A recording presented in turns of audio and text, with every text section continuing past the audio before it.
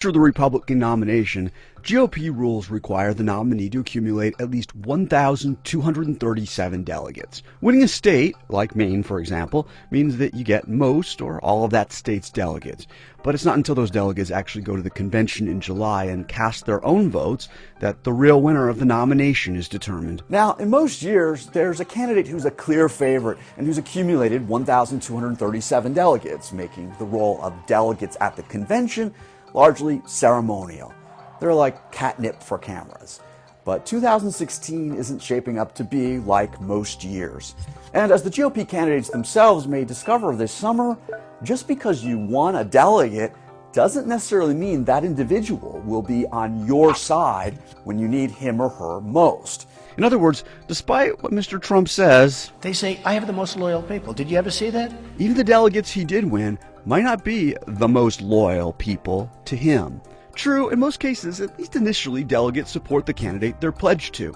But if on the first round of voting, no candidate were to get the magic number, 1,237 votes, the GOP would have a contested convention. The eventual nominee on a subsequent ballot would still need to pull together 1,237 delegates, a majority of the total delegates, by acquiring ones that had belonged to another candidate. Let's say, for instance, candidate A enters the convention with 1,100 delegates, candidate B with 900 delegates, candidate C with 200 delegates, candidate D, who dropped out pretty early, has 100 delegates, and candidate E has but 40 delegates. Candidates C, D, and E could come together and deny the candidate who arrived at the convention with the most delegates, candidate A, the nomination, by joining forces with candidate B to get him over 1,237. Simple enough, right? Actually, no. The horse trading would be far more complicated than that. Because the delegates who are chosen to go to the convention, the horses, are themselves chosen in their own elections that the candidates have no say in.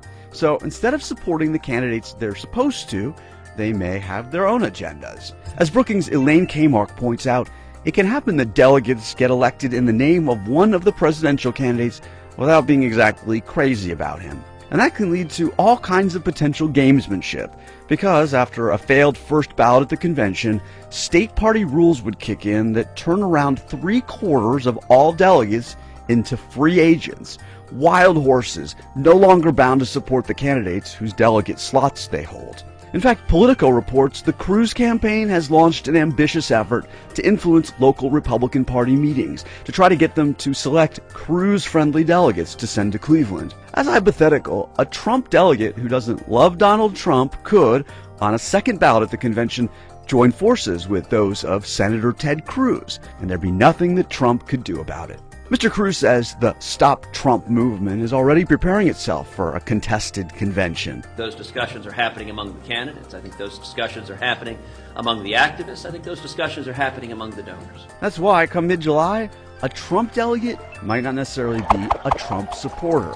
So, as Mr. Trump races to win 1,237 delegates and thus avoid a messy, contested convention free-for-all, he might also need to run a parallel Plan B campaign to win the hearts